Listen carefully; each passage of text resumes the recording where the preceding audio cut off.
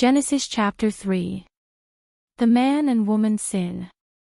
The serpent was the shrewdest of all the wild animals the Lord God had made. One day he asked the woman, "Did God really say you must not eat the fruit from any of the trees in the garden?" "Of course we may eat fruit from the trees in the garden," the woman replied. "It's only the fruit from the tree in the middle of the garden that we are not allowed to eat. God said, you must not eat it or even touch it. If you do, you will die."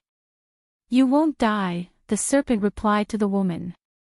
"God knows that your eyes will be opened as soon as you eat it, and you will be like God, knowing both good and evil." The woman was convinced.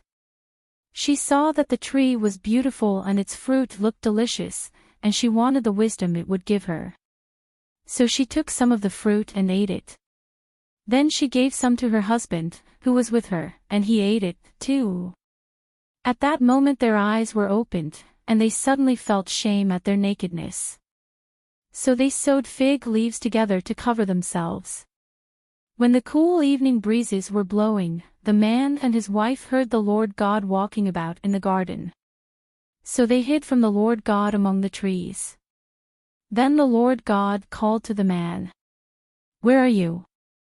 He replied, "I heard you walking in the garden, so I hid. I was afraid because I was naked." "Who told you that you were naked?" the Lord God asked. "Have you eaten from the tree whose fruit I commanded you not to eat?" The man replied, "It was the woman you gave me who gave me the fruit, and I ate it." Then the Lord God asked the woman, "What have you done?" "The serpent deceived me," she replied. "That's why I ate it." Then the Lord God said to the serpent, "Because you have done this, you are cursed more than all animals, domestic and wild. You will crawl on your belly, groveling in the dust as long as you live. And I will cause hostility between you and the woman, and between your offspring and her offspring. He will strike your head and you will strike his heel." Then he said to the woman, "I will sharpen the pain of your pregnancy, and in pain you will give birth. And you will desire to control your husband, but he will rule over you." And to the man he said, "Since you listened to your wife and ate from the tree whose fruit I commanded you not to eat, the ground is cursed because of you. All your life you will struggle to scratch a living from it. It will grow thorns and thistles for you, though you will eat of its grains. By the sweat of your brow will you have food to eat until you return to the ground from which you were made. For you were made from dust, and to dust you will return." Paradise Lost, God's Judgment.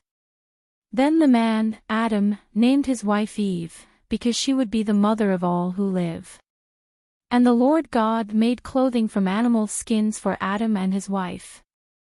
Then the Lord God said, "Look, the human beings have become like us, knowing both good and evil. What if they reach out, take fruit from the tree of life, and eat it? Then they will live forever."